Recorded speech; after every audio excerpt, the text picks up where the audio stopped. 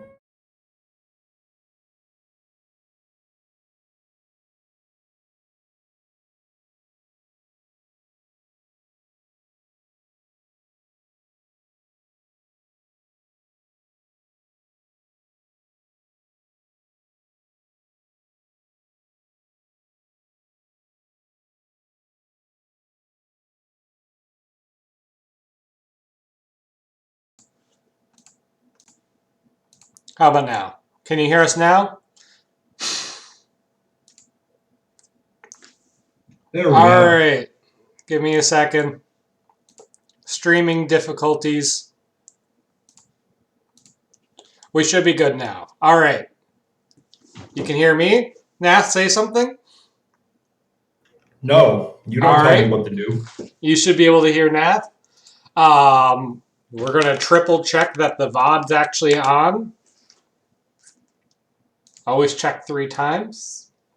Otherwise, welcome everyone to the... Oh my god. No. Welcome everyone to the AMA with Nat, where Nath will be answering as many questions as he can in a 2-hour time span, but we will also be drinking while doing so. Nath, of course, the first question of the day is, what are you drinking? I have a lovely 12-year-old Dalmore, which is my scotch of choice. An excellent choice for a lovely day. How have you been enjoying the hackathon so far? Well, I watched Caligo work on confetti cannon for a bit. That was entertaining, interesting watching someone else grapple with Pixie.js for a while. So he's throwing confetti up over the entire scene, right? Like he's not just doing a little image, like he's actually rendering the confetti everywhere. It seems so, yeah. I think his intent is to have it a click triggered, almost like a celebration thing for, I guess, victories in combat would be one use I'd think of. If it's not leggy, I could definitely see myself using it. All right, and we captured some questions ahead of time, I believe, in, say, Discord and in Twitch chat. So if you want to ask them, go ahead and ask in the in Twitch now, I believe. Nath audio is echoing. Is it echoing or is it just shitty because of Discord?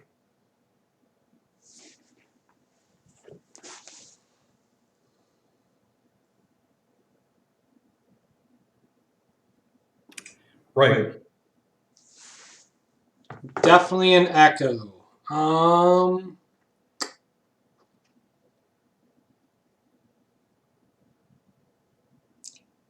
Some people are saying it's a reverb, which is I would expect. And other people say it's an echo. I might have to just put on my headphones for this to work.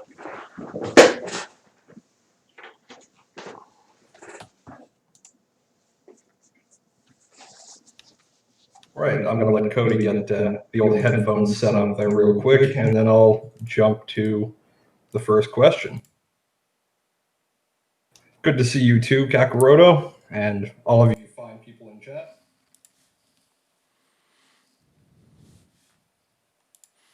Technical. So echoing through the speakers. You can hear me now, Cody, right? All right. We should be good again. Thumbs up as a yes. All right. Only a little bit of appearance behind the curtain. I think we're good to go. I'm going to pour myself my drink now. The first question is, for those of us who don't know, what do we do? Nath, what do you do around here? What don't you do around here? Probably better to ask. My name is Nath. I am the project coordinator for Foundry Virtual Tabletop. I'm a contractor. And I'm basically my sole job, my sole existence for the Foundry project is to ensure that things which don't necessarily need Atropos' attention never reach his attention. So if it's large drama in the Discord community, or if it's projects people are working on that just need a bit of quick answers and insight, then it's my job to give those answers and save Atropos having to step back from dev work to do so. I do a lot of customer service work. I manage the Discord. I interface with various communities through Discord largely, sometimes Reddit, email. I handle package approval, and I look into licensing issues a lot of licensing issues. So many licensing issues. All of the licensing issues. Matt XD a little while back asked how I feel about Docker.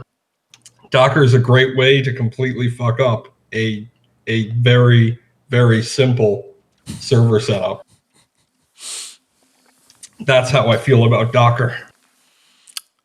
To answer the second half of that question, I'm Cody. I currently am one of the ringmasters that heads up the League of Extraordinary Foundry Virtual Tabletop Developers. We're the quasi-unofficial, official developer community. Unofficial in all the ways that if we cause problems, we're not officially Foundry. Official in that we're where Nath sends people for questions to get answered. And we're just a bunch of module and system devs hanging out and having fun. And this is a hackathon that we organized.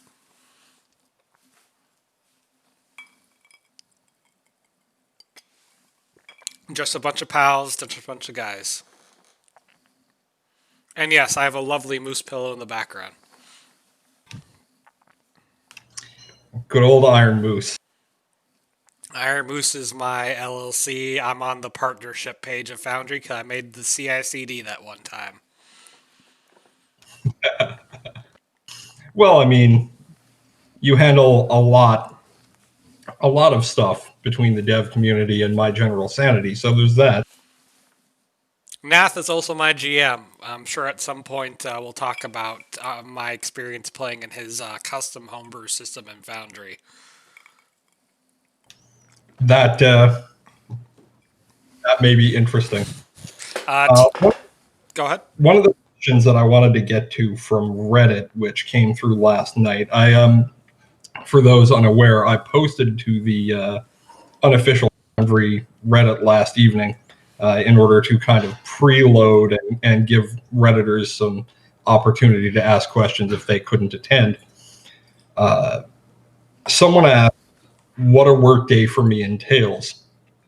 I wake up to 10 to 15 Discord messages waiting in my DMs every day, on top of on a very good day, no emails have come in, but usually in the vicinity of 5 or 6 emails waiting as well. Sometimes they're just basic support questions. Sometimes they're license transfers. Sometimes they're package approvals. And depending on what it involves, it can take me an hour or so to get through the email and direct message backlog. Then I cycle through a various subset of the Discord channels in order to moderate and otherwise check in with the volunteer staff, who our moderators are absolutely top notch. I've moderated a number of Discord communities, and I can't shout out our moderator staff enough. They are top tier. After moderating for a while, I could end up in working with content creators in order to make sure that packages that they're planning to submit are up to Foundry standard, or I could move on to a number of other tasks depending on what the focus is that week. If we're working on patches, if we're getting close to an update patch day, then what I will usually do is work on testing to make sure that the patch coming out doesn't have anything, let's say, unnecessarily breaking. And I basically focus on a lot of subtasks. I like to think of myself as a plate spinner.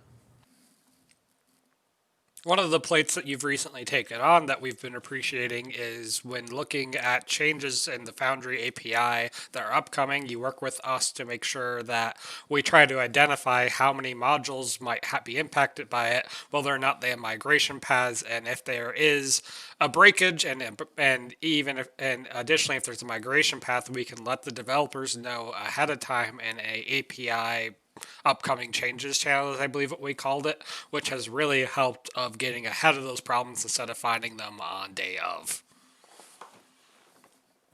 Yeah, that's been one that I still don't think we're in a position where I can say that it's the best way forward. I think we certainly have room to improve there. We obviously want to work with the development community, but there are issues with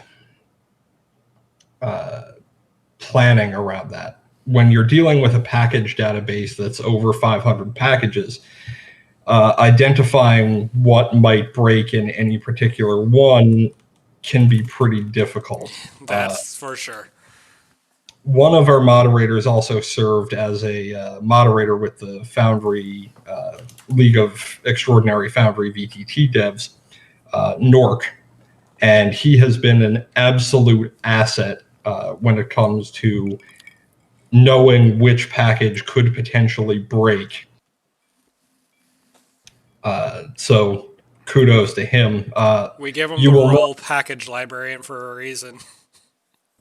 Yeah, you will notice that I lean very heavily on our community when it comes to knowledge of certain things. I have I'll say, well-established network of people who are very well-informed in their individual groups who like to drop me messages with kind of a, hey, heads up, this thing might happen. Nork, I will stab you for that settings extender thing. Yeah, did you just pay Nork a compliment? Some guy named Foundry wants to know. Some guy named Foundry.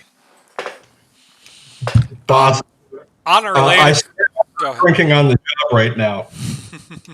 On a related question to both a guy named Foundry and license questions, Data Nally asks, speaking of licensing issues, how does Foundry LLC view the various local communities such as with Foundry Virtual Tabletop in their names, such as Foundry VTT Brazil? Well, I assume the League of Foundry Virtual Tabletop Developers. Yeah, we have a fairly large. We have a fairly broad community when it comes to people using the Foundry name.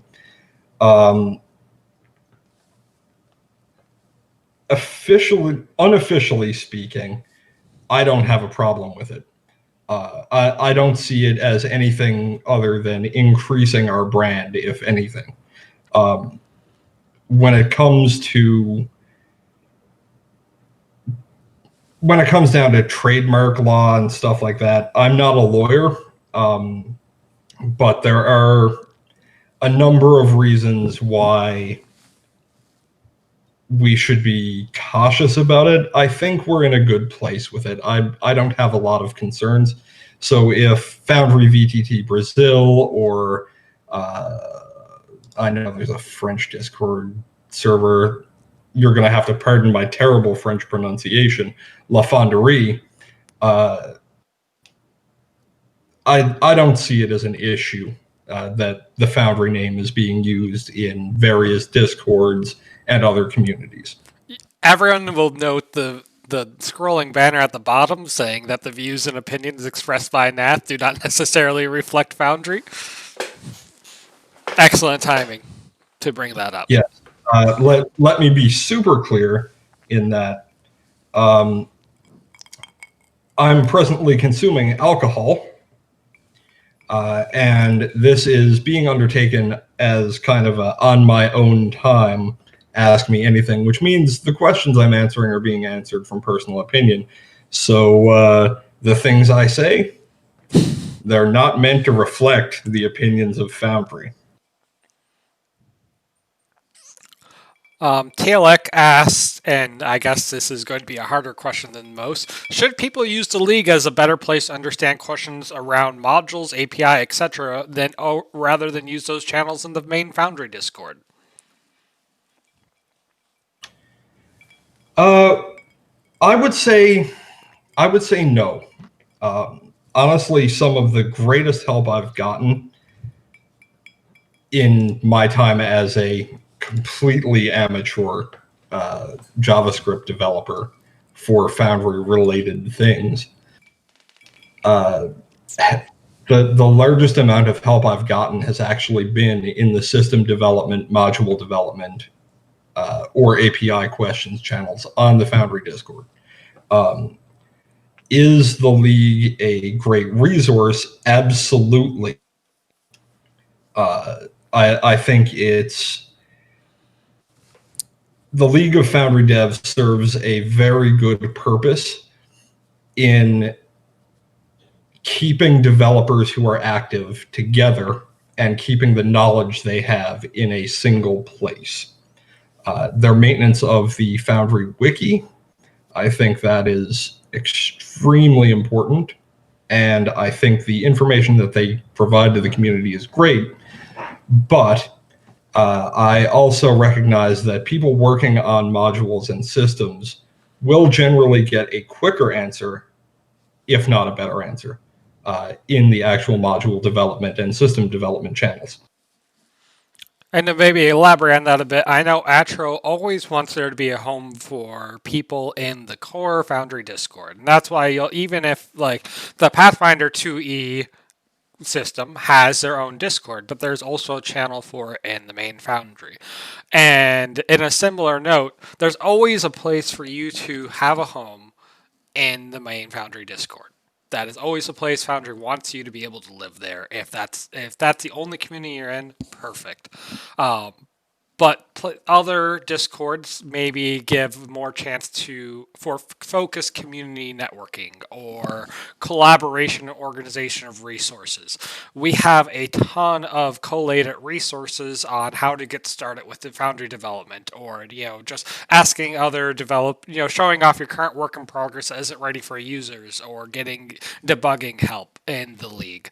But at the end of the day, the core Foundry Discord is the official home, and we're just the overflow with 30 times more channels for separating your questions down.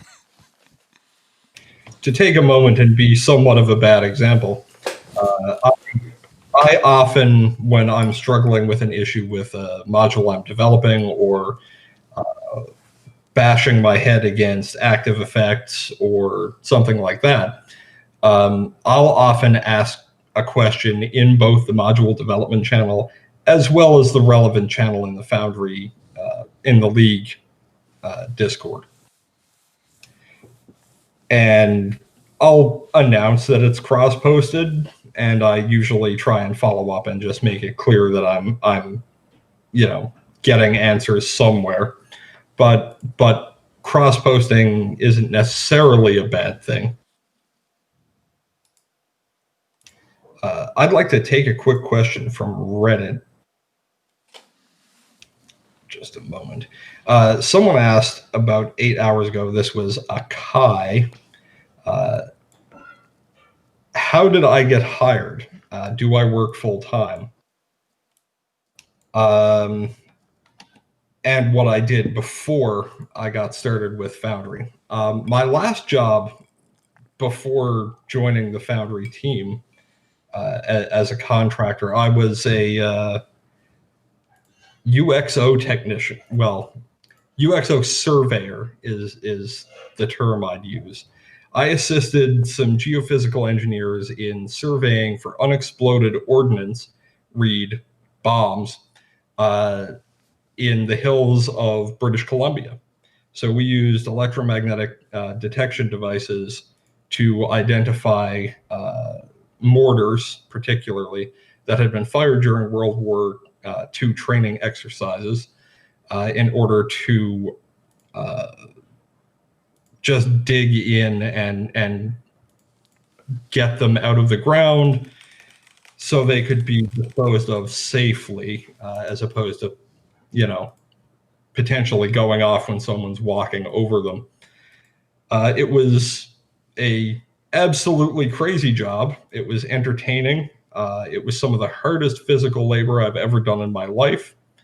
And there's nothing like dragging a 90-pound surveying rig across a mountain while someone ahead of you yells instructions at you, to make you realize that there are really, really physically demanding jobs out there for people to do.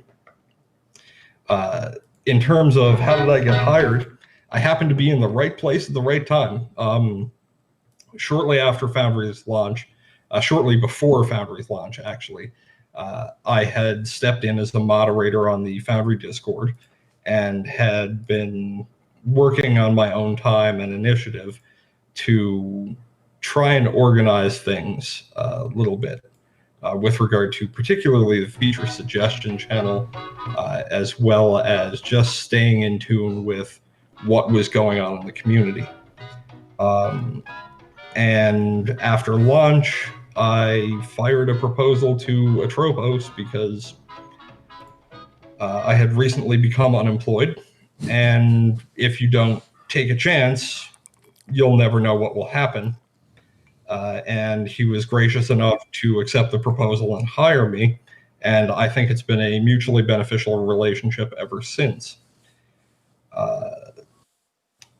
Do I work full time? I work what I would consider more than full-time hours. I average between 80 and 100 hours a week. No, per 2-week period, sorry. And generally I am, if I'm conscious, I am working in some way.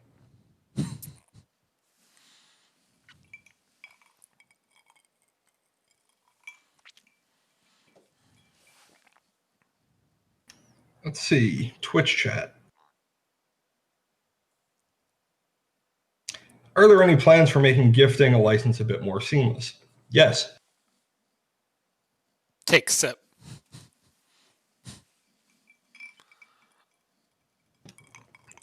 In terms of what those plans might be, I don't know how much I want to reveal, but Atropos has recently made some developments on the Foundry website that should make gifting a license easier in the future. For right now, it's still locked to just us, but there are plans. Is there any hope eventually of getting physical merchandise such that I can bundle a little Foundry plush with a Foundry license? There are no active plans at this moment. I want an Anathema t-shirt. That's what I'm saying. You just want to see that like angry face on a t-shirt. That's Yeah. You know, actually at the bottom of a coffee mug, like, oh man, I'm angry that I'm out of coffee. There's the boss answering the question. He can reveal things that I cannot. Are the views expressed by Foundry VTT a reflection of the official policy of Foundry VTT? Yes. The plans are to offer a self-service form with some limitations so you can transfer your own license to someone else.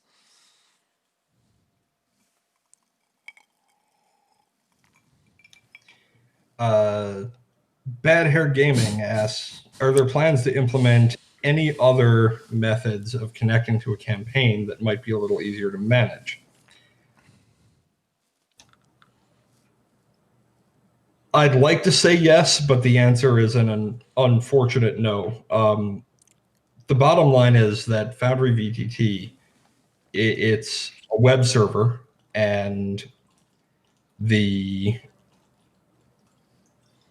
reality is if you're running a web server or any server software internal to a network, you're going to need to deal with port forwarding. That's the way networking works. There are workarounds and there are ways to get past that, such as LogMe and Hamachi, or what's the other one? Zero Tier? I think it's Zero Tier. I haven't used them in a while. The benefit of those is that you don't have to struggle with networking and data transfer, particularly trying to deal with port forwarding. But you do have to deal with getting your players to download a third-party client. And yeah, I've recently heard about ngrok, which I've never heard of until this week. But basically, all of these open VPN softwares, they're viable, but they have limitations. Hamachi has a speed limit. Zero Tier has a pricing issue, I think. I don't know anything about ngrok. I assume it's another open VPN client. What I ended up trying to do when I first launched my own Foundry server and tried to self-host with my CGNAT connection, thanks TELUS, was to host a open VPN server of my own and connect through that. But none of this is ideal. My personal opinion is that the best way to host Foundry is to host it on a third-party server entirely. Which we have a few options now. Do you want to talk about them? Oh, yeah. I definitely want to shout out all of our hosting partners. So we actually have an additional one in the pipeline who is generous enough to donate a license, to donate some subscriptions for their own service that we may be giving away later today. Just a second while I pull up the screen, because we have so many hosting partners now that remembering names is a chore when you're 2 scotches in. So obviously we have the Forge, we have Foundry Server, we have Molten Hosting, and I can't remember the name of the new one. World Mill. World Mill, yes. World Mill is an up-and-comer that we're all looking forward to. Speaking of which, go ahead. It's great to see so many different hosting companies pop up who have so many different options available. Every single one of them has sponsored this hackathon, and I think now is an excellent time to give away one coupon from each, since we're talking about them. I hope you're handling that, because I don't have a right now. Go ahead and answer the next question while I get the script ready. Cool. Why don't you do that? All right, next question. Let's see what we've got kicking around here. I'd actually like to jump back and take one from Reddit real quick. Will there ever be native support between Foundry VTT and D&D Beyond? This comes in from Evil Dutch Rebel. My answer on that is we have no news on that front at this time. I personally hope so. I think it would be a great way forward for both Foundry VTT and D&D Beyond, but only time will tell. We don't have any negotiations ongoing that I'm aware of with Wizards of the Coast, and I'd be really surprised if they do reach out anytime soon. Wizards is fairly taciturn when it comes to dealing with any kind of internet solutions, I'll say. With regard to future plans on our part, I would absolutely love to hear that we had partnered with D&D Beyond to offer shared content in a similar way to the premium content we're currently offering. Back to the Twitch chat.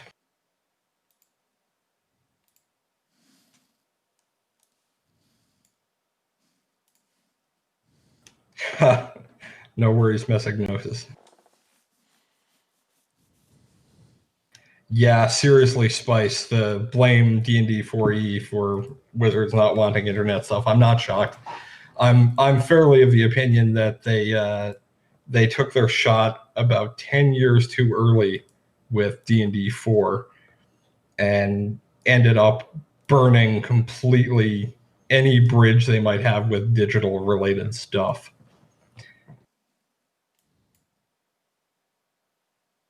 And scrolling up, recent deprecation of old modules from Honey Badger. There are still growing pains. We are still learning. Honey Badger asked, could we talk about the recent deprecation of old modules with 07X? What did we learn from the growing pains of managing a massive community module list? We're still learning. It's an ongoing process, and I think the day I stop learning is the day I die. But one of the things that I've learned, and one of the things that I think I'll be very careful about going forward is I think I'll let modules languish less long. I think we've hit a point where there are a lot of modules in the package database which were left broken and in some cases in serious ways for far too long without being trimmed out. And communication with the development community as a whole is a big project for me. I think it's important to maintain lines of communication with developers, ensuring that the module that they produce is active and that it continues to be worked on. And that when they no longer feel like maintaining it, they're communicating that to us so that we can get that information to people like the League, who generously and almost daily put in requests to take over module development for abandoned modules. I think it's been a shock for some people that certain modules have been delisted and removed from the modules repository. But I think it's a necessary action. I think if we don't do that, we hit a point where we are the next Nexus mods, where mods for games just sit and don't work, and people install them and are shocked when it breaks their game.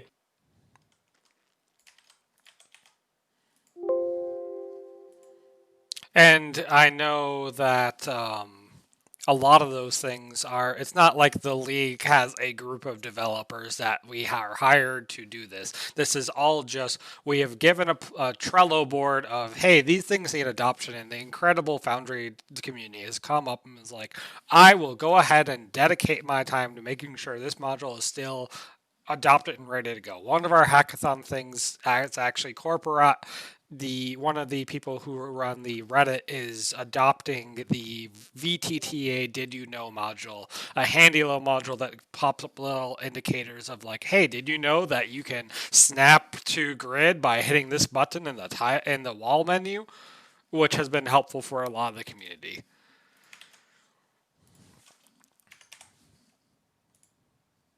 How's that list of users coming, Cody? I'm working on it. This is my first time doing it. Yeah, take your time. There's no rush. We've got a whole hour and 20 minutes to go. Right. The next priority. Right. We have a question here from Erupt Flail. Oh, sorry.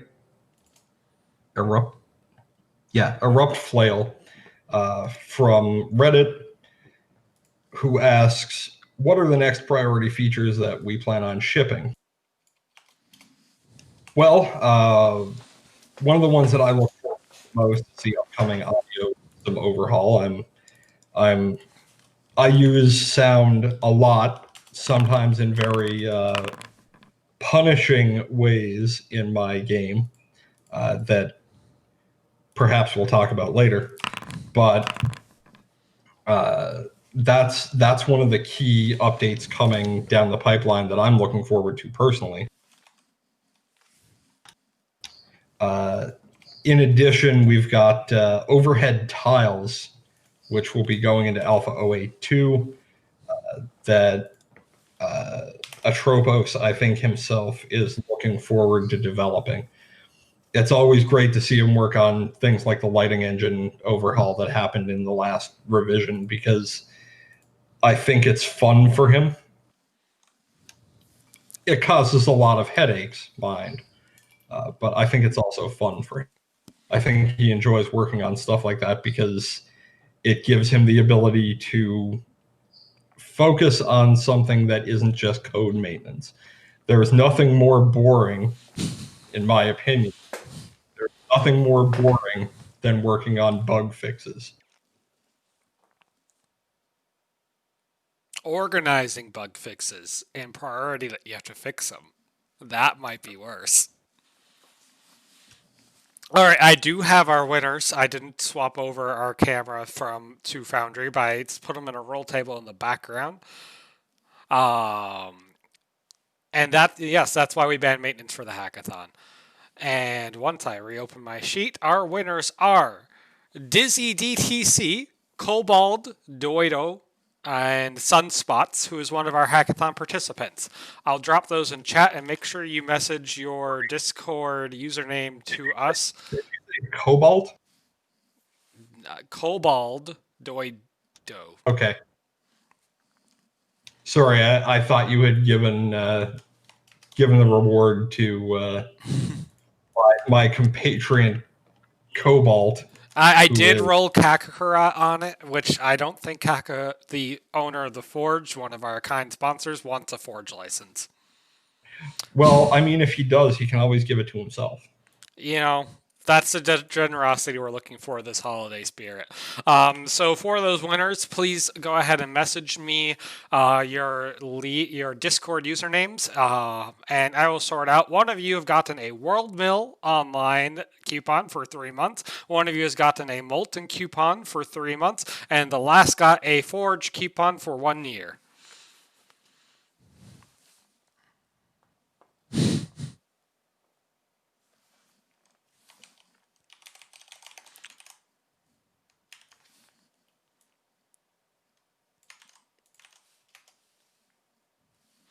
And I'm sure we have more to give out later. We got quite the generous amount of sponsors for this hackathon. I think all the hosting providers are interested in getting their name out there. Yeah, I think it's absolutely great that we have so many people interested in hosting Foundry servers and making the process easier for people to get their server out there. When it comes to whether you're using Forge Foundry server or Molten or World Mill, the fact of the matter is, and I say this as someone who regularly has to set up Foundry servers for different tasks. Sometimes it's just easier to pay someone to do it so that you don't have to. I just recently swapped from my own self-hosted instance to the Forge, and I don't know why it took so long debating that. I constantly had to SSH in and remember what SCP was and how to actually call it just to get my files and such set up there. We just got a question. Does Foundry ever consider integrating certain modules into core Foundry? I know we've had at least a couple instances of this. Nath, you want to talk about it a bit more? Yes, I actually maintain a private list of modules that could potentially become core Foundry features in the future. No, I won't share 1,000 it. fish, of course. Well, obviously, yes, including the 1,000 fish module. That has to happen. Has to happen. Just in every system, it doesn't matter. Everyone fish. I maintain a list of potential modules that could be brought into core features. Periodically, I'll get questions from Atropos like, what are our top modules that might be candidates for consumption? And I'll give a short list in order to make it easier for him to decide. It's not an easy choice to make. Sometimes it's difficult to decide between what should be a core feature and what is actually a module. Module country is a place with no real hard defined borders. Things that have been consumed in the past, Moral's tile browser is one. The deselection module, which required a little bit of pushing to get brought into core. It's not uncommon whenever we're going to bring stuff like that in. Oh, I can't talk about this without shouting out Blitz and Dancing Lights, because I feel the animated lighting system was developed as it currently is with Blitz in mind, and I think the API was built with intent that Blitz would continue to work with it, and Blitz has.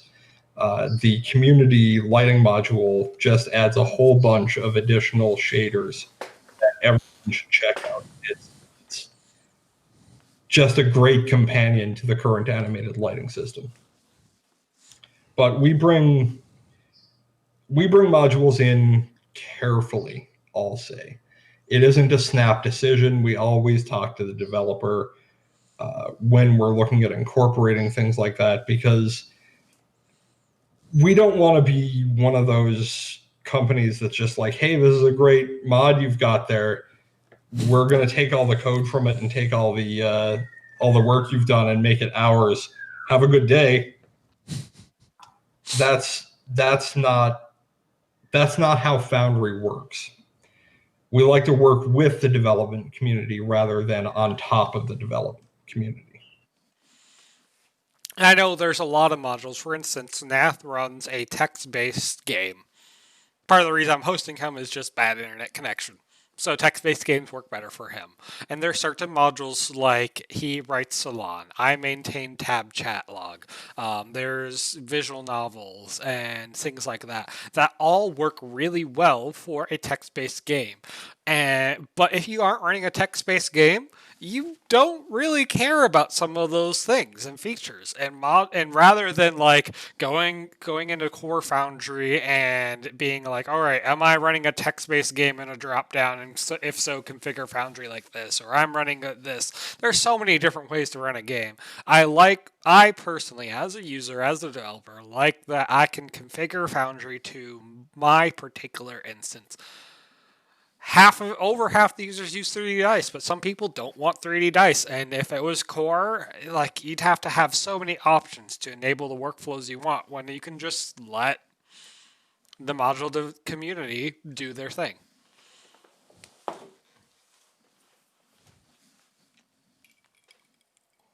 Yeah.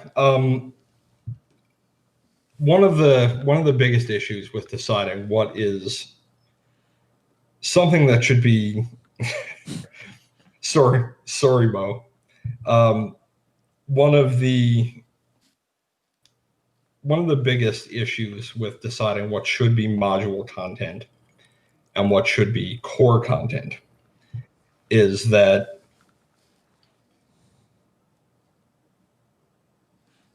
if it's something that only a portion of the community, small or large, would benefit from, it's probably module content. If it's something that instead every single person could potentially benefit from, it should be core content.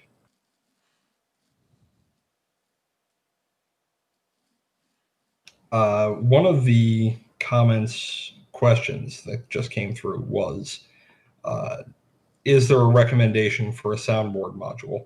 Blitz's soundboard, 100%. So good.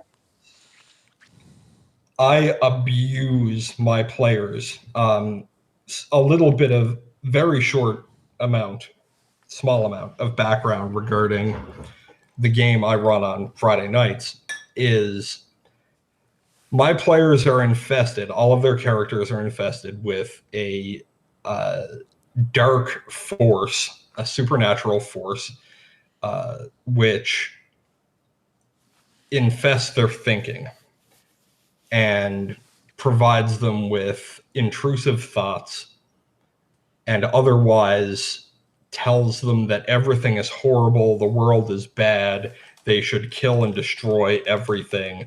That's the only right way forward. It is essentially the worst kind of schizophrenic depression which could exist, and that's what my player characters are experiencing. I use Blitz's soundboard to send individually focused whispers to characters. So my players hear, each player might hear one of these dark whispers at any time. And I've generated a number of really just digital noise kind of bad horror movie voice whispers that I'll send to one individual player and say nothing in, as Cody mentioned, I'm text-based. I'll say nothing in chat. I'll post nothing about it, but they'll just get the sound effect in their headphones. And that wouldn't be possible without Blitz's soundboard. It's an eerie experience. I've never been so scared by a TTRPG, and it's the kind of thing that just couldn't happen outside of Foundry. The lighting, which also was Blitz's community lighting, um, the audio, the ambiance, the capability of focusing a character, getting them immersed. It just really leads to a very scary situation that I absolutely stole after Nath ran it against me and ran against my own players, and for the first time in my life as a GM, I had a player, a barbarian, say, "I do not want to fight this fight. I'm scared. I'm leaving." Modnar Wild asks if there are plans to improve things UX wise. That's basically a summary of what they're asking here. Yes. We keep a running list of potential UX fixes and things like that that get rolled into the application and website periodically. The overall intent in the future is to work towards obviously making it easier to find, filter, and otherwise judge modules, packages, etc. With regard to combining them into a suite of packages, no. I personally, I feel that any of you out there, and I'm sure any of you out there who have played Skyrim might agree, pre-installing packages of content is a very hit and miss experience, and I don't think it's a good idea to try and pre-package modules for installation. Generally, maintaining those packages is difficult to begin with when you're talking about one package at a time. If you're talking about curated packages where it's a batch of modules that you're going to include, there are too many ways that can go wrong.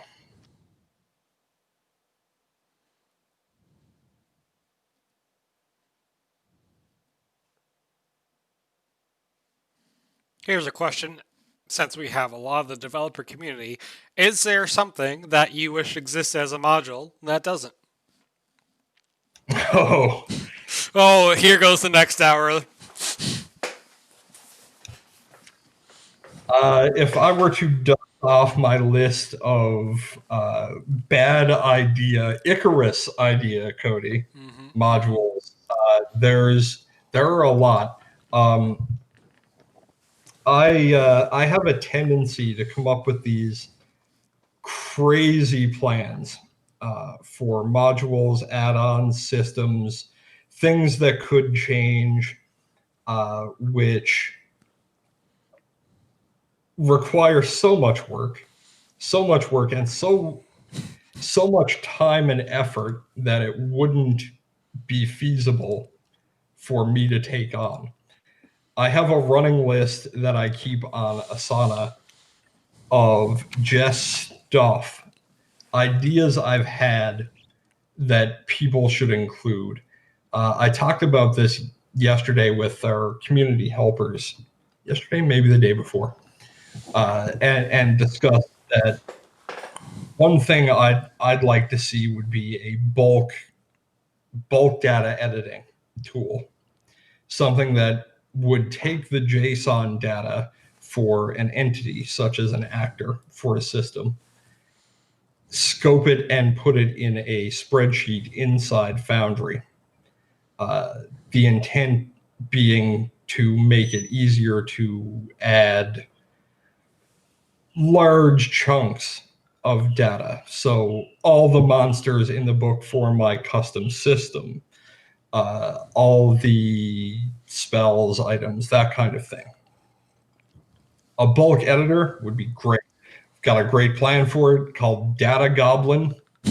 I even went so far as to design an icon for it, but it's something that's just been backburnered for me for 6+ months, a long time, because working on it, it's a monumental task, and it's something that attacking the JavaScript for it would take too much time for me to devote to it currently.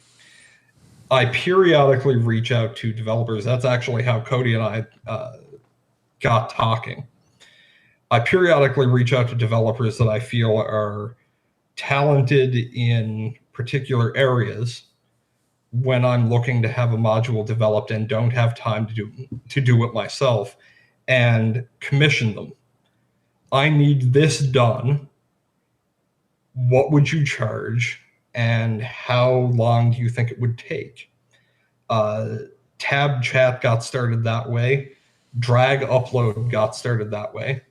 I've reached out to a few other developers, including Forian. Forian's workshop unit frames was one of mine.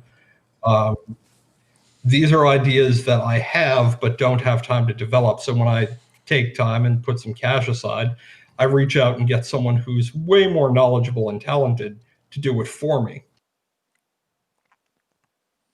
And for those who don't know, the League has a Trello board of package ideas. And back when we started, Nath was the source of about half of them. I think that ratio has gone down over time, but Nath sees a lot of the requests from users and is able to write them, collate them into usable package ideas that people go and develop against. A lot of people know you. Go ahead. Can you do me a favor and delete the question from Terum Batume? Can do. Now, do you want to explain at all why or no? I will after you're done talking about the. Okay. No, I had a brand new question, so feel free. Okay. We don't talk about that community because they violate copyright law. They infringe, and they aren't even subtle about it. They tell you that they're violating copyright law on their website. When you download the product that you're referring to,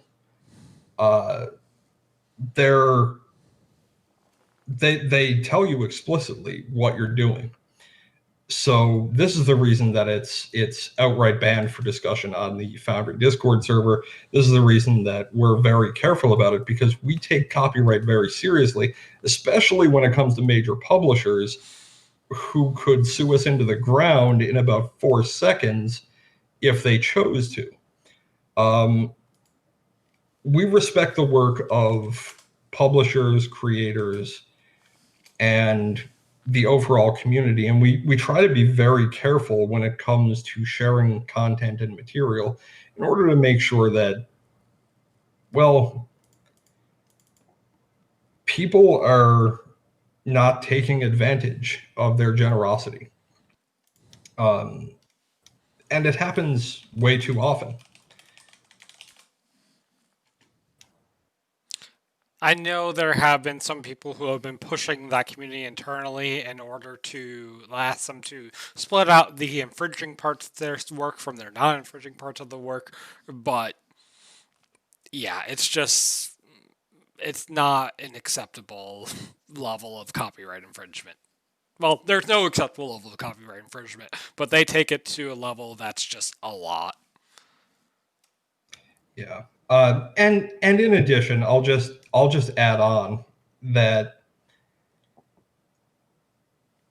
not only are there issues with copyright infringement, it's too often when I end up having a user reach out to me specific regarding an issue that hasn't been able to be resolved by other troubleshooters. Periodically, I'll join their particular Foundry server to identify what the problem is, try and troubleshoot it and resolve it as fast as possible. Generally, by the time an issue reaches me, the user is frustrated enough that they're considering asking for a refund, or they've run into technical issues on a level that they aren't capable of dealing with. The amount of times that issue ends up being using one of these copyright infringing modules is incredibly high. I can't begin to understand what some of these copyright infringing modules do to the code. But there are long-standing issues that cause a lot of trouble. And unfortunately, if I join your server and that module is installed, 9 out of 10 times, that's where our troubleshooting ends. Because figuring out what's been done to that code and what is happening, it's a sinkhole that I can't afford the 2+ hours to fall into. It's use modules not from the official repository at your own risk. Use modules from the official repository at your own risk. Yeah, I mean, realistically speaking, when we're dealing with modules on the official repository, we're approving them not on the grounds of this code is solid, but more on the grounds of, does this bring a cool feature, and is there anything copyright infringing related to it? And particularly, are there reported bugs with this module already? If we get a module come in that's, the second I install it to check it out, it outright breaks my world, it's probably not going to get approval. But generally speaking, if it's on the official repository, it should be fully functional and should bring the features that it says. So going back a topic, I know a lot of people know you from your role as community manager. Why don't you talk about what you do as a developer? Talk about some of your Icarus projects. Well, I've got a few in the pipeline that might never see the light of day. I learned very early in my development work with Foundry. I'm a total amateur, by the way. I can JavaScript in the same way that a newborn can handle speaking basic English. One of my only successes in terms of module projects is the Salon chat UI, which still has significant issues and is probably the best example of hacked together code from a bunch of different sources that you will ever find.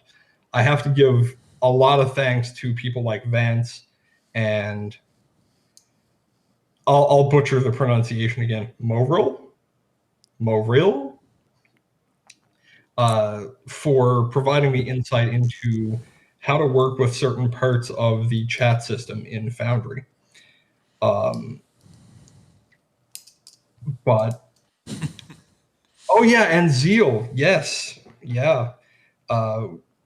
Trying to bash out the ability to edit particular messages from certain people. It's I feel it's a great project. It's probably one of my best successes when it comes to modifying Foundry. But I regularly pick up ideas and start working on them. I tried to create an about face replacement, failed miserably. Basically worked on it for 2 days and then went, I can't begin to deal with this much pixie. One of my latest endeavors, which I'm a bit reluctant to share because I don't think I may not ever get it off the ground. I'm calling it Hephaestus. And the goal is to create a separate node application, not really a module, to streamline system development through a user interface. Do I think it will ever see the light of day? I hope so. Realistically speaking, I think it's fairly doubtful. I think it's well beyond my capabilities for JavaScript, at least right now, but it's a long-term project. What's another Icarus project I recently brought up with you, Cody? You have so many. You have, to be fair, all developers have way more projects than they can actually get done. You did Butler for a while, where you had a bunch of tooltips over various parts of Foundry to help teach people. Yeah, so I actually did. I released a module called Butler, which was intended to be almost like a tooltip suite for helping new users get an approach to how to work within Foundry. And I think it's a great idea. I intend to go back to it, but I had to delist it because the methods I used in creating it were not ideal. They assumed you were using bare Foundry, which apparently is increasingly rare. So people using UI suites and etc., they just didn't benefit from it. I've got plans to go back to it in the future and approach it through a different method that will actually display the tooltips in a way that is UI agnostic.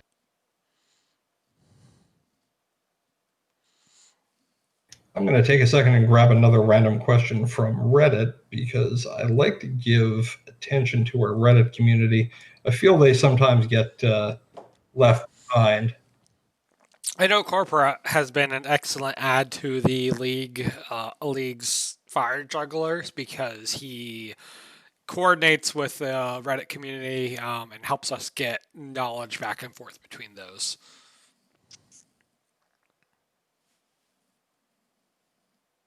Mimic Pants asks, are there any plans to make Foundry mobile capable in the future? Yes. It is a planned feature. Do I think it's near the top of the features? No. There's a lot more stability and general overhaul features that I think need to come first. Undertaking a mobile support overhaul for the Foundry CSS would be a very large task, and I don't think it's something that could be done in small pieces. I think it would need to be done as a focus of a major update. I don't know when that will happen, but I think sometime after Safari support comes in, sometime after that would probably be a good time to focus. There are a number of modules that you can find that do offer some mobile support. Keep in mind, it only works for Android because iOS uses Safari's WebKit regardless which browser you're using, which is not, let's say it's not ideal. The two add-ons that I can think of: Simple Mobile, and that's maintained by one of our moderators. I can't remember his name.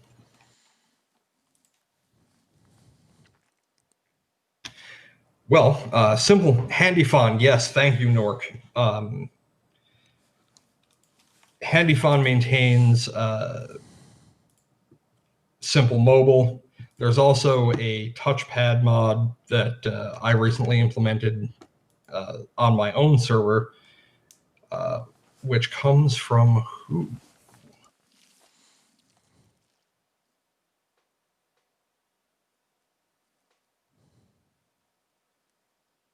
I think it's a Shem module, but I'm not 100% on that.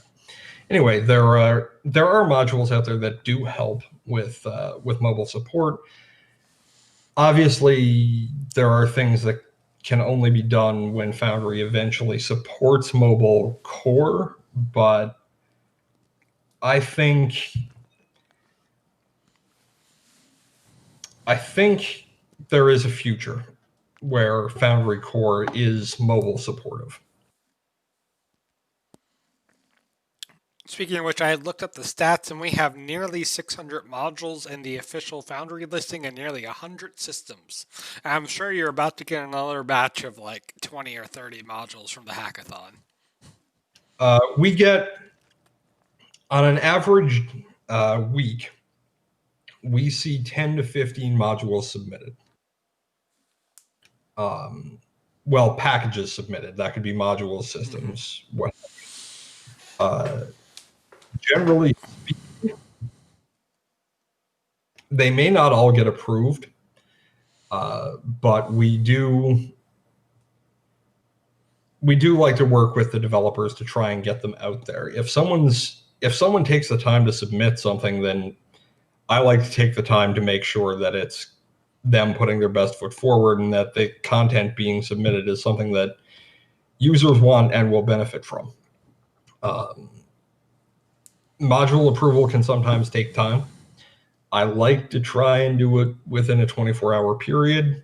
If you've submitted, I try and get to it within 24 hours. If it's just a code module, it's more likely to get approved more quickly.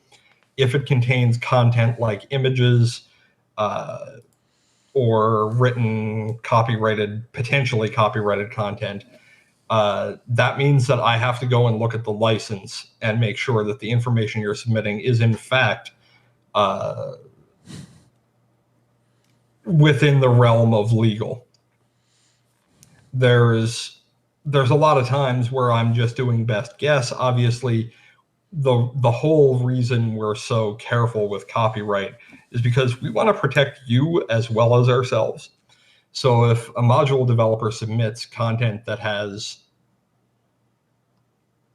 10, 15 images that are randomly sourced from Google Images, I don't really have a choice. I have to deny it and say, hey, if you replace these 15 images with ones that are definitely copyright free or have a license that you can use, you're good. But there are times when I've had to reject packages and say, look, you submitted a database that contains the entirety of copy-pasted text from a PDF. I can't approve that. It's not even a legal PDF. Come on. But it's something that we take seriously, and when it comes to growth of modules in a week-to-week basis, I think Foundry has a very healthy package ecosystem. It can always be improved, of course, but approvals, they take time. And as always, Nath and others are available for questions. It's better to ask before you start developing your package. No one wants to get to the end of their entire system and find out that the latest open source free Runeterra League of Legends thing is actually not available to be distributed under Foundry. Ask before you start. It'll save everyone a lot of hassle. Zeal asks, what percentage of submissions are unapprovable for one reason or another? It's surprisingly small. I don't like to write rejections. If someone's taken the time to put the work in and actually produce a module or system, especially for systems, I don't like to have to turn them away. If I were to wager a guess, less than 5% of modules and packages that have been submitted have earned a rejection. Generally speaking, if they are rejected, I'll usually try and get the developer on Discord and say, hey, so I had to turn this down for these reasons. If you make these changes, it'll be approvable. A key example of that would be the retro UI module, which is a very great CSS overhaul that achieves kind of a UI reminiscent of SNES games. Absolutely fantastic module, not one that I could have approved in its original state because it contained content and appearance and a name which were absolutely trademark and copyright infringing. So it took some time to work with the module dev, and they were gracious enough to take the time themselves and adjust it. Rukalt in chat is also calling you the patron saint of licenses and was telling about how you helped him with his module that was originally non-compliant and made it compliant. That's very kind, considering that I've got a backlog of about 12 messages from Rukalt that I haven't been able to respond to this week. How many messages per week would you hazard a guess you receive? I don't know if I could estimate. I honestly don't know if I could estimate. A lot. It's a lot. Certainly over 100. Probably in the vicinity of 500 DMs a week, just from users and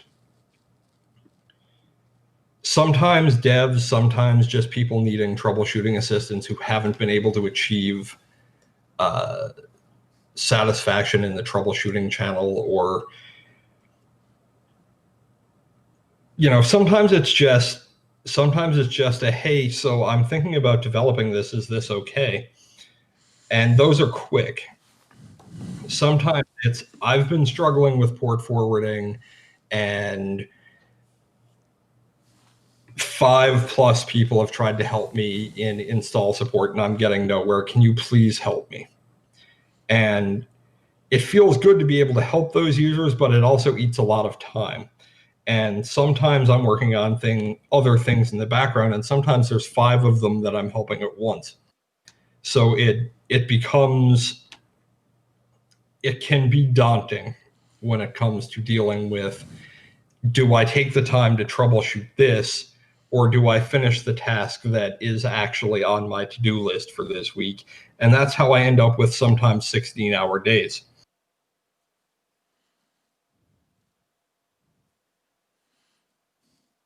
Combining some other questions I saw in the chat as well as just questions I get in general, do you foresee a future where the Foundry team expands not only to, I know you recently hired Cobalt to help you with community management. Do you foresee Foundry hitting multiple developers, multiple employees and such? Without getting too much into discussion about business, because I don't actually make decisions regarding hiring. Mm-hmm. That's wholly Atropos' wheelhouse. I think there is definitely a future where Atropos has some developers kind of as apprentice to him in the Jedi Padawan way. I think there has, realistically speaking, the only way forward is an eventual where there are additional core developers. Do I think it's going to happen anytime soon? Probably not. I think it would need to be the right person, and that person's anyone who looks at Foundry.js. It is an extremely well organized, well documented chunk of code. Introducing someone to work on that code who didn't have the rigorous standards that Atropos holds himself to could be potentially devastating. We certainly don't want to end up in a situation where I've got to choose my words carefully on this. We don't want to end up in a situation where if Atropos were to hire a developer, he'd end up rewriting the code that they were submitting, because then it's just doubling his workload. At the same time, anyone coming in is going to need to be able to adapt to the way that he programs. It's a really difficult balance to try and keep.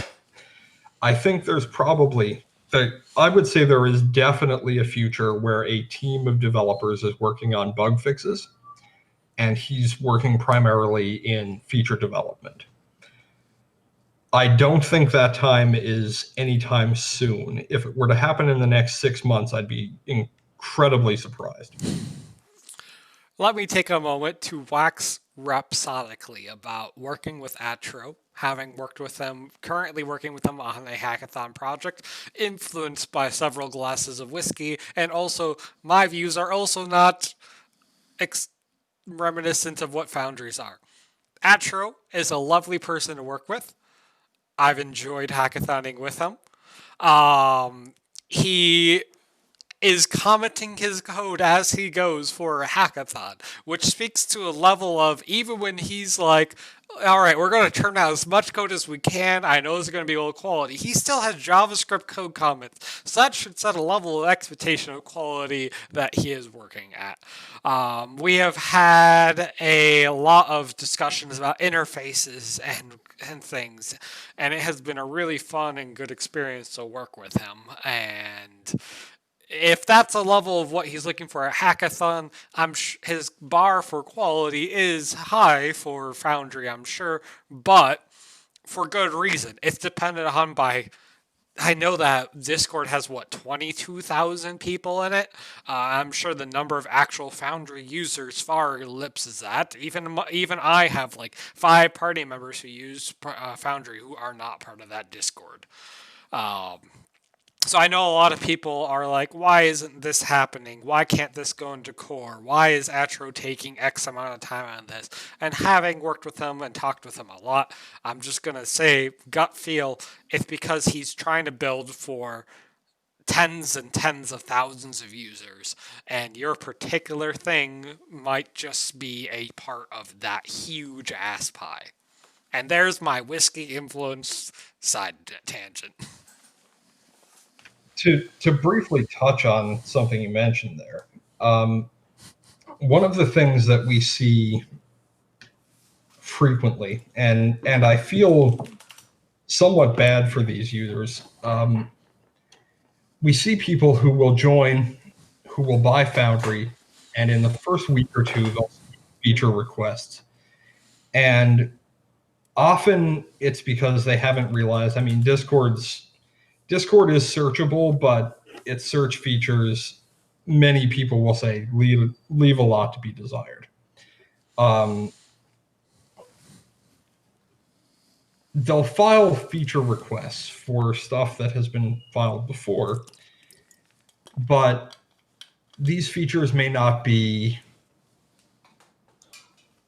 they may not be something that can be rapidly developed. And because it can't be rapidly developed, they get discouraged that it doesn't roll out in 3-4 patches.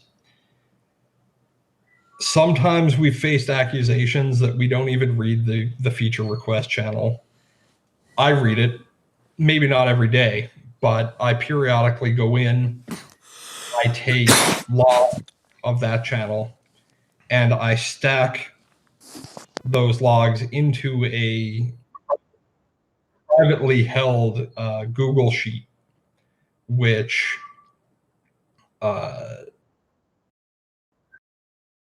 whenever Atropos is working in the vicinity of a code or a section of the code where a feature request has been filed, one of the things that I'll do is give him a list of feature requests that could be implemented while he's there.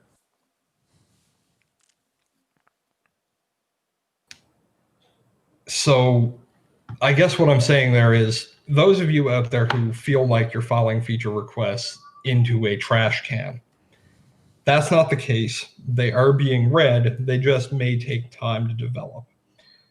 And while those developments do happen, they don't happen overnight.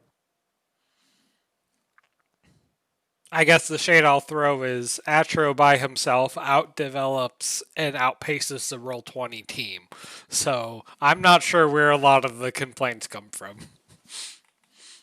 Well, I'm not gonna throw shade at some of our competitors, because honestly, if there was no Roll20, if there was no Fantasy Grounds, if there were no other virtual tabletops out there, Foundry might not exist today. And Atropos himself will be the first person to say that. The fact of the matter is, and this came up recently in the developers chat room, someone commented, I can't recall who, that the Foundry API should be locked and should no longer have changes, developments, new things added to it. It should be set in stone, and that way modules and system developers can trust that the Foundry API will never change, and therefore there should be no issues with their systems. And it might be disappointing to some people to say this, but that's never going to happen. Foundry's API, it's powerful because it continually evolves. It brings new features, it brings new things that, while we take steps to introduce it safely, those features make more and more things possible. It's my opinion as an amateur developer, at least, that if the API were locked, Foundry would become stagnant. There would be a lot of features that just wouldn't get developed any further. There'd be a lot of things that wouldn't be extended any further. And the best way to kill a piece of software is to stop developing new features. Foundry will never be that. So you've already opened a can of worms in the chat.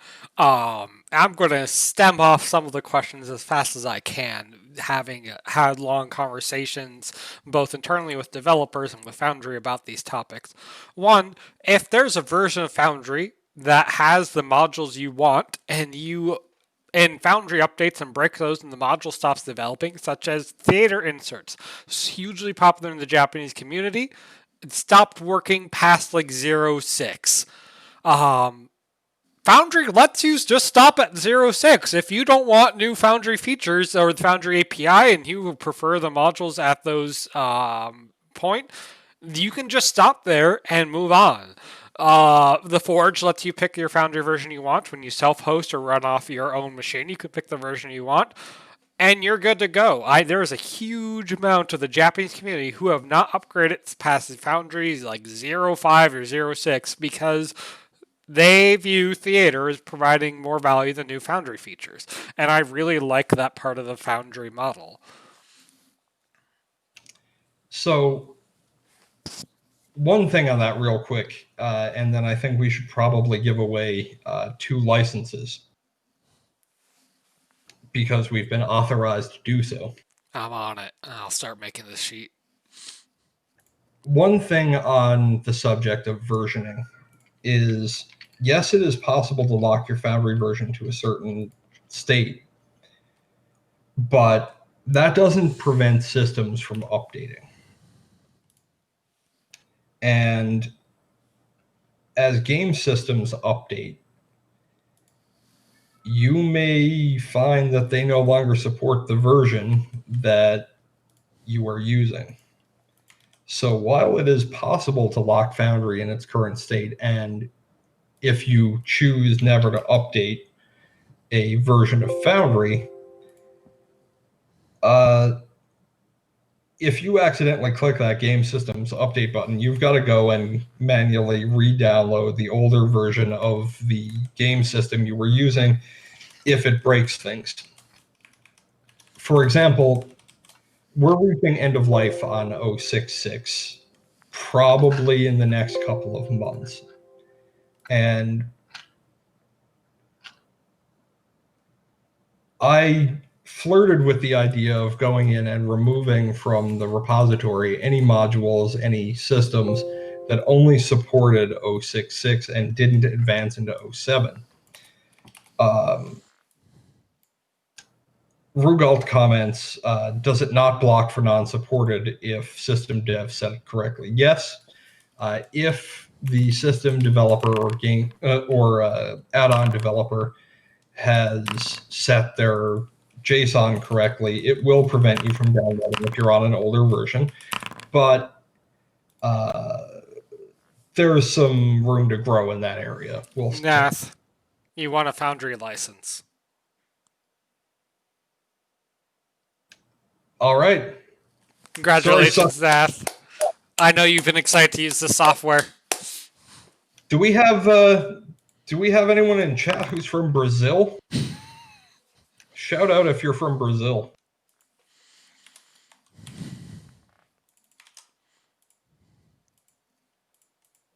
I'm going to give it 30 seconds for the Twitch stream delay. If you are from Brazil and you do not have a Foundry license, DM Anathema on the Foundry Discord with some piece of evidence that shows you are in fact from Brazil, such as, I don't know, driver's license or something. You can obscure the potentially privacy violating details, but just show me something that says you are from Brazil, and I will pass the license that I want on to you. And the other person who won was Modnar Wild, who has already confirmed in chat they're available. Please send us your Discord chat to. I'm in the league. You should be able to find me. And we will make sure we connect you and hopefully pair those up with our hosting coupons so you have a place to run Foundry. Are you smoking a pipe? That's the classiest thing I've ever seen on the stream.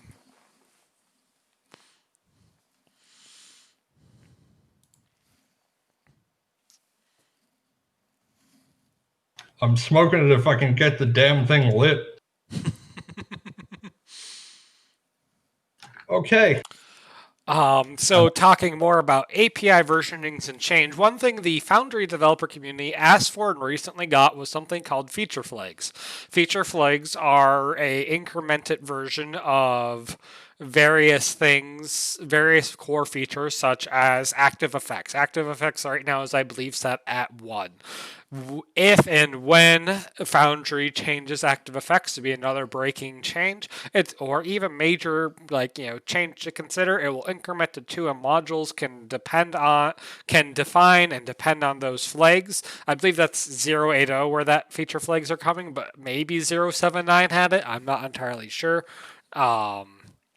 But I don't know if we'll ever get to a point where Foundry core API is versioned, because Foundry's core API is actually like 50 different APIs, right? It would be ridiculous to manage that. So setting those feature flags was something that we worked with Foundry on, and helps us arrive at letting you define, hey, my module relies on active effects version 1 and therefore should run, or should warn the user that they should update accordingly, things like that.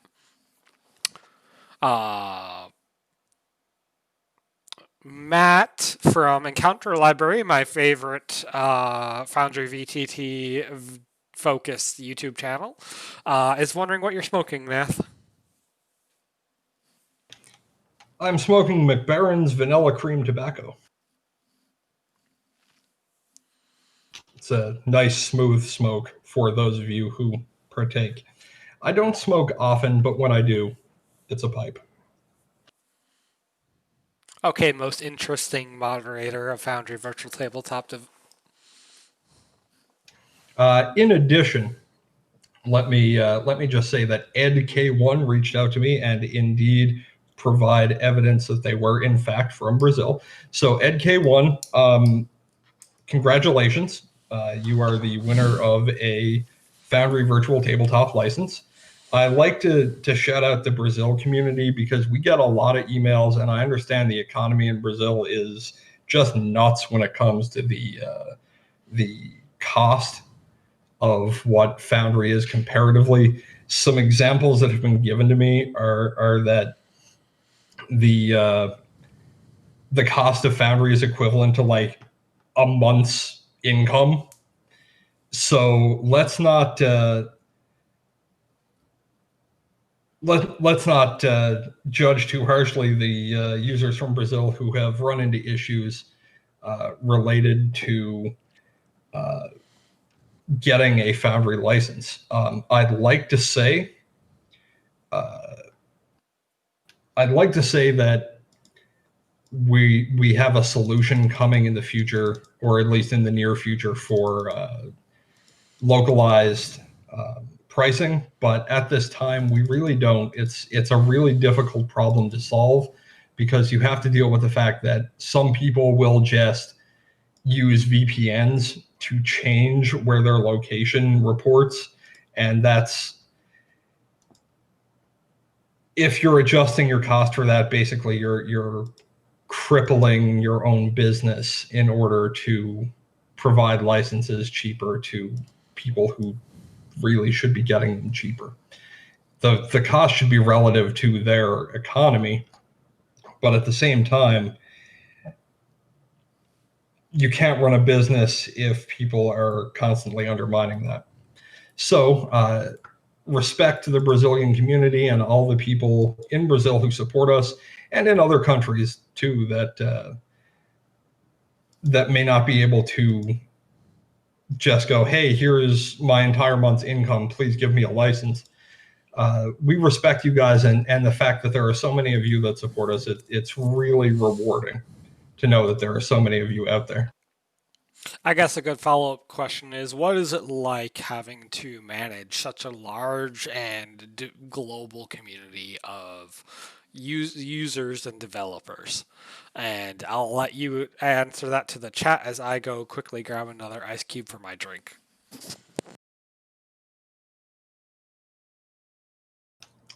Modnar says, if we got a second person who showed that we were in Brazil, please let the license go to them. That's very generous of you. I did get 2, but the second one actually already has a license as well, so that's cool. Shout out to, I'm going to say, Yegasis, for generally just being awesome. I noticed you also commented on Reddit. I hope I answered your question. I'm actually going to take a second and scroll back and do so.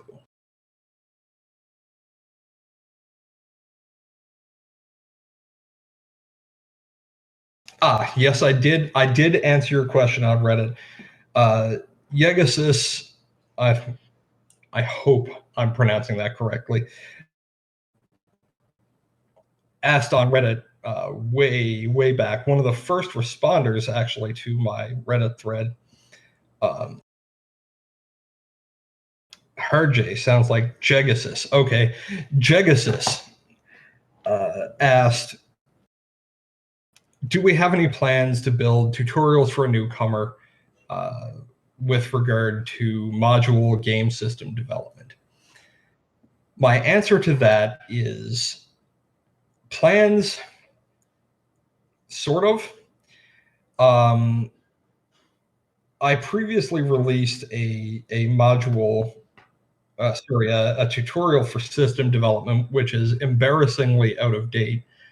It became out of date about a week after I released it to the wiki.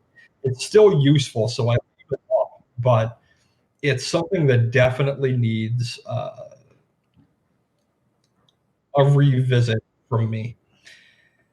With regard to dev tutorials, it's probably not something that would be included in the way I did it for the wiki in the actual Foundry documentation, because I feel like in order to make developing a system or developing a module approachable, you need a certain level of humor and you need a certain level of irreverence for coding that isn't something that is well suited to an official document. So things like the Foundry knowledge base, I don't necessarily think the language that I'd use for system development and module development is something that I'd use on the official Foundry page. There's probably a middle ground that can be found there.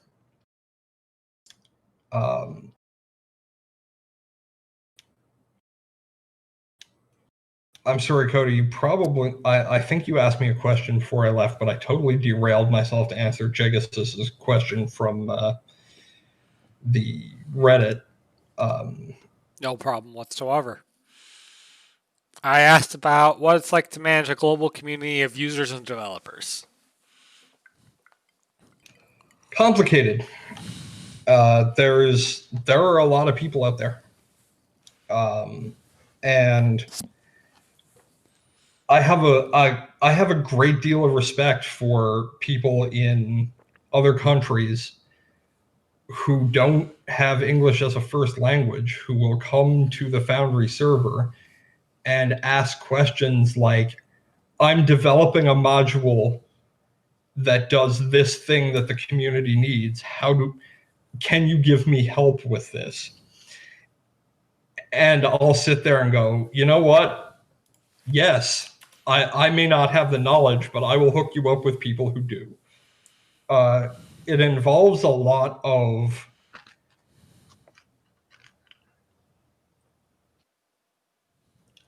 respect is really what it comes down to.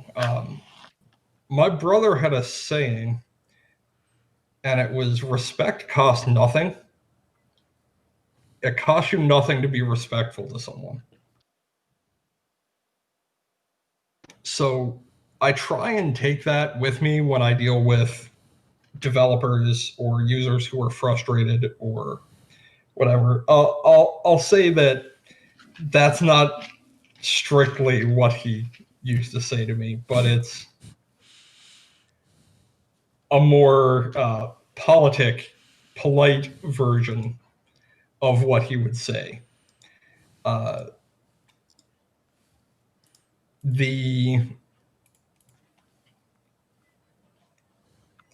The bottom line is, when you're dealing with a wide variety of users from a wide variety of backgrounds, I mean, the Foundry community on Discord alone is 25,000 people. Has it really grown that big so fast? I remember when it crossed 20,000 not too long ago. I think we might be sitting at like 23 and a half right Hold now. on, Maybe I can 20. check right now. We're basically getting there.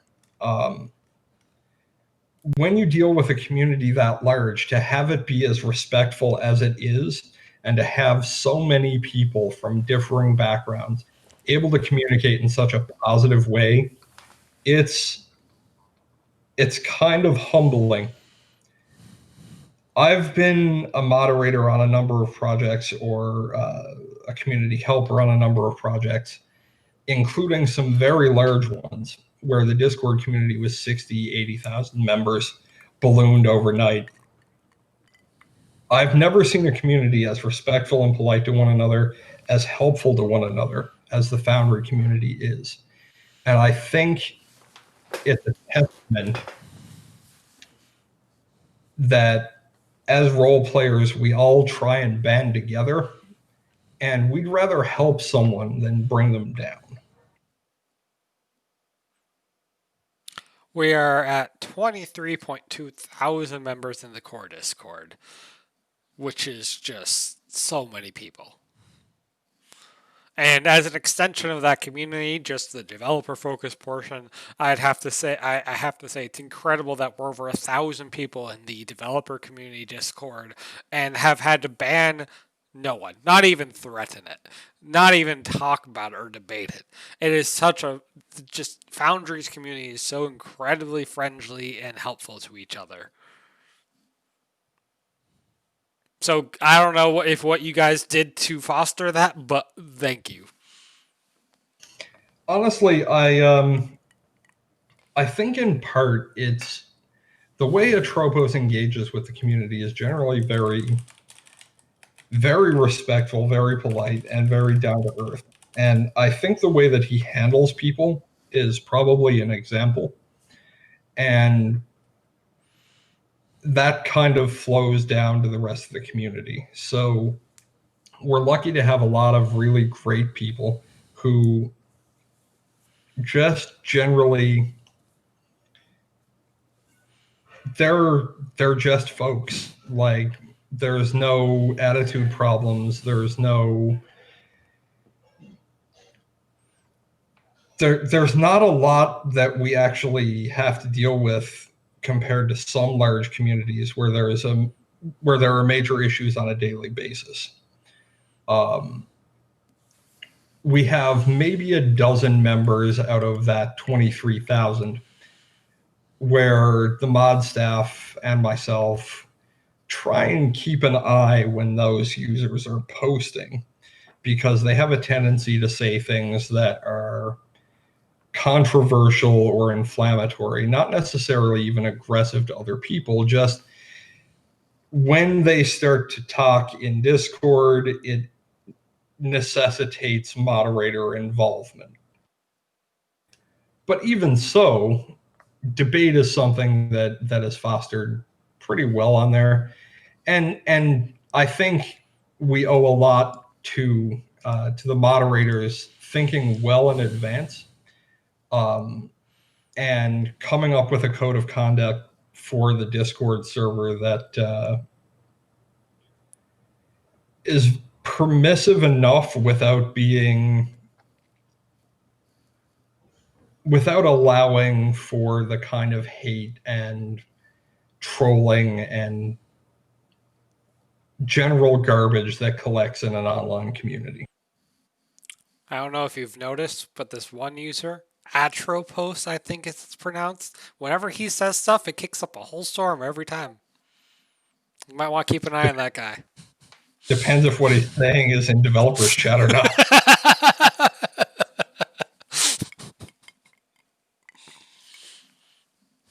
Real troublemaker. If you guys see me relighting my pipe again and again, it's because the damn thing keeps going out. I packed it a bit too tight. Nork would like to ask if we have any personal advice, PSA, etc. about brand new Foundry users and what modules to immediately install, which is a hard question. No, it's not. I got a real easy answer to that. Dice So Nice, 1,000 Fish, Salon. There we go.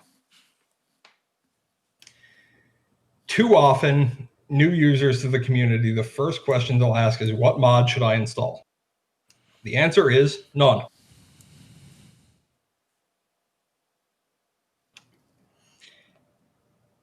I prefer to recommend that when users are coming to the server, when they're starting with Foundry, get used to the core software first. The core software is powerful, really powerful. It does a lot of things. And you don't need modules to do. It's not Skyrim. You don't need mods to make it playable. You know, even then, base Skyrim, totally playable. I might debate that with you, but now There's a couple core bug fixes they baked in since then. What I'll say is the best approach to dealing with should I have mods, what mods should I have, is figure out what's missing from the game you want to provide your players. When you know what's missing, add mods that address that. I developed Salon because the Foundry chat UI isn't really ideal, in my opinion, for addressing text-based only games.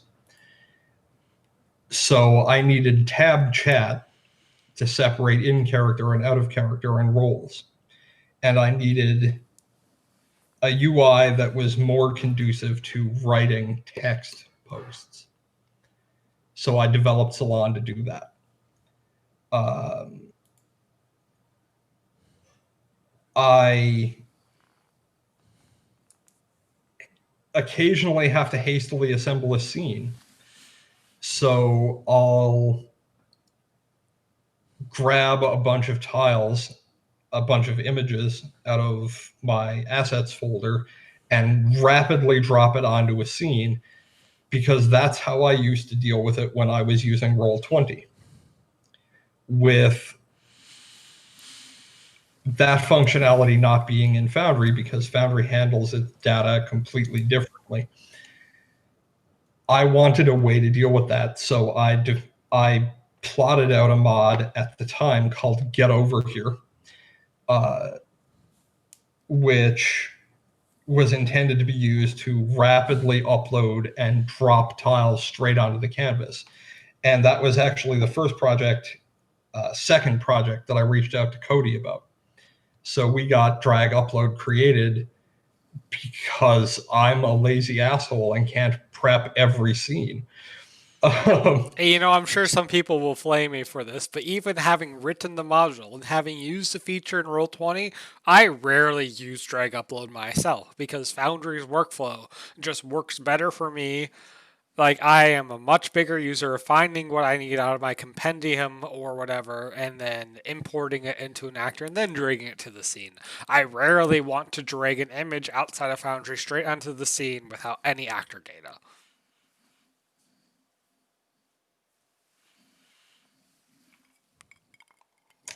Armor Piercing Tiger, hi Roman, asks what our favorite RPG system that isn't our own homebrew is.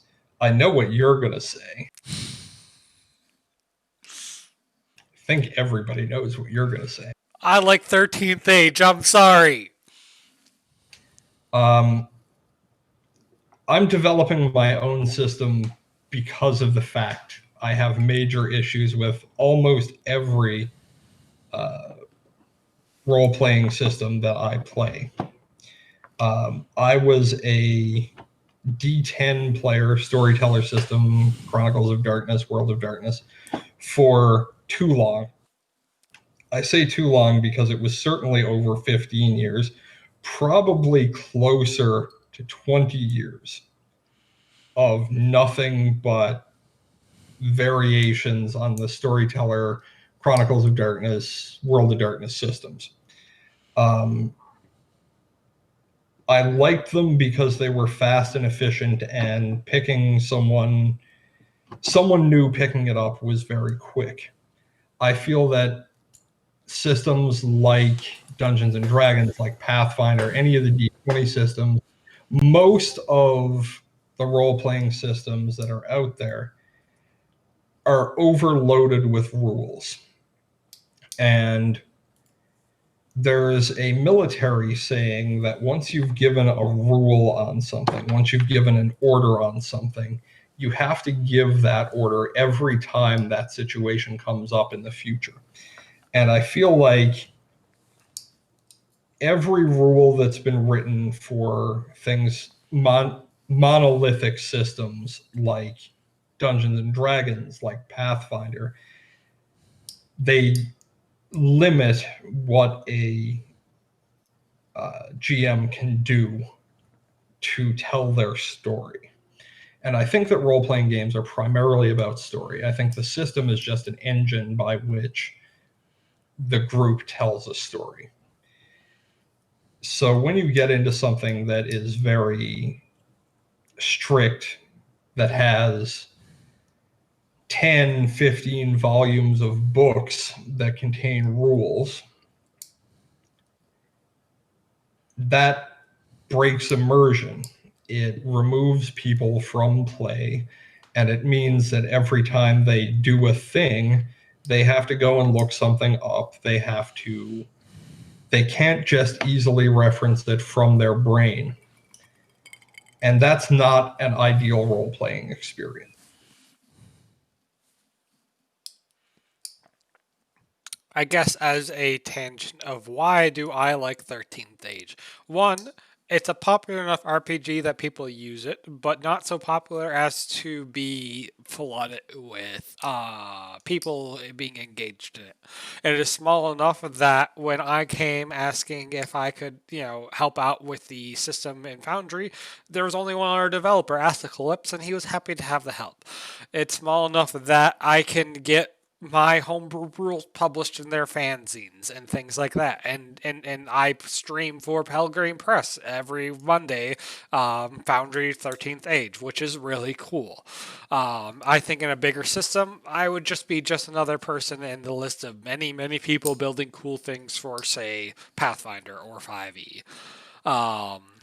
Rules wise, it was written by people who used to write 3 and 4th edition D&D and then went to go write this and at 4th, and like they said 3 and 4e was their jobs, and then 13th Age was what they wanted to do as a passion project. It assumes that your characters are heroes. It reduces a lot of rules, and it uses something called triggers, where like monsters, instead of you having to play them intelligently, trigger certain traits on like natural 16 plus attack roll. I like how all those systems come together in Foundry and create a cohesive story where your players matter. And that's completely up to the GM too. Like Nath's system, our characters matter first and foremost in like the story. But the rules encourage that kind of thing. The rules ask, why are you unique out of everyone in the world? And I like that as the premise of a mechanic. And that's why you should try 13th Age, developed by Apocalypse and I. We're getting down to the last few minutes here, so I want to get a couple more questions in. As much as I'd like to keep this going for a while longer, I feel it would be respectful not to overtake the channel too much and ride into the next streamer. I'm going to take one last one from Twitch and one more from Reddit. Let me just refresh and see what the most recently asked question on Reddit is.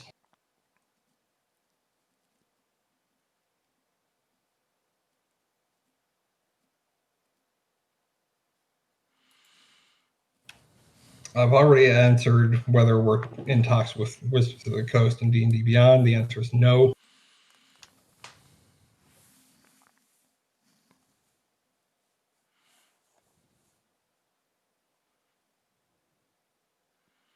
While you quickly find a question for those who are watching after this, Kakakurato, the developer of the Forge hosting, will be streaming 4 to 6 p.m. Him adding 5e beyond D&D Beyond native rolling support to Foundry. 6 to 8 CST. 1000 Years will be developing a trigger module called Hey Wait. 8 to 10 Atros and I will be streaming our dungeon tile set generator. And finally, rounding us out at 10 to 12 CST, Corporat will be streaming himself adopting the VTTA module. Did you know? So make sure you tune in for more prizes. Great. All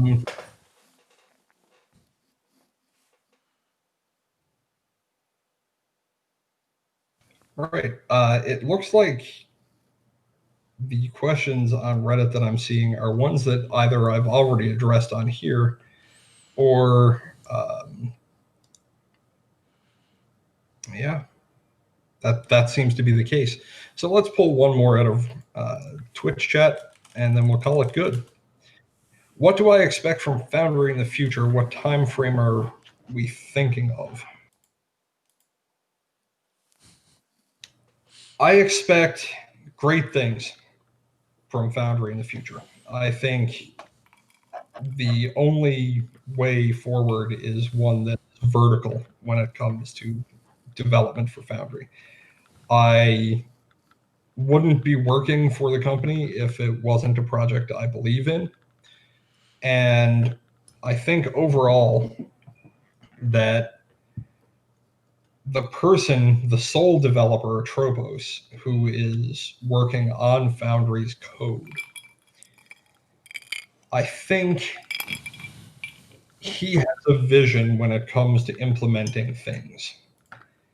Whenever he decides he wants to work on a feature, it's something that he has an idea for how it's going to look when it's done. And I think he starts with that. And that is something that is rare when it comes to developed software. To have a developer who has a single idea about how something should look, who can produce that almost constantly.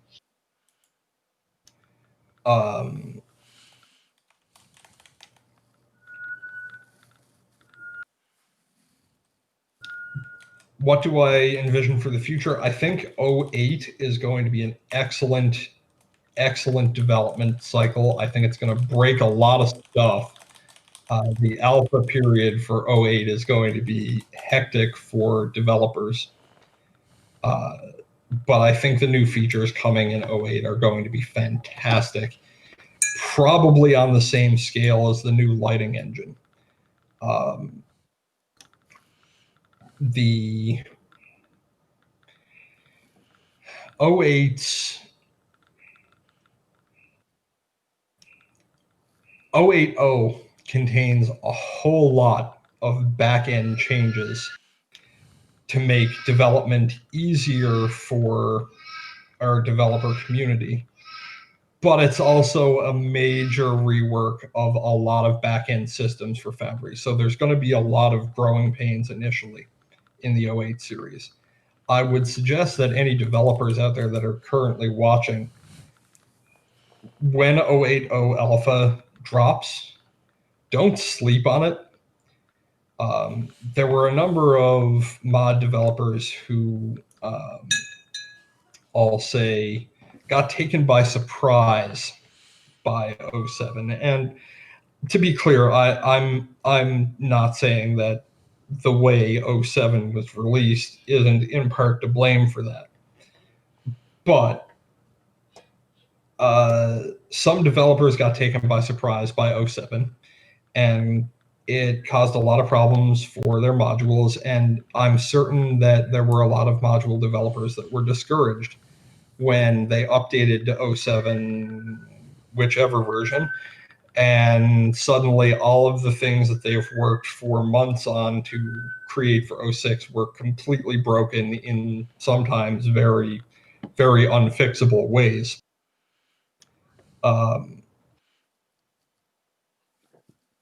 08 hopefully won't be as painful as that, but there's a high likelihood that adapting to the way things are going to work now will require more attention.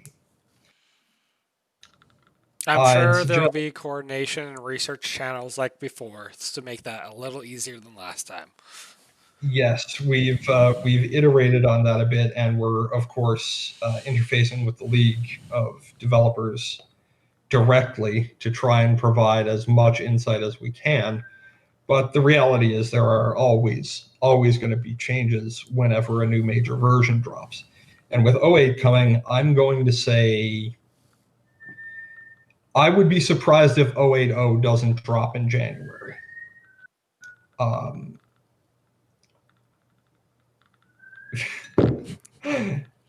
the boss says that I'm making him scared for 08X. Well, he's a module developer now, so he has some reason to be concerned.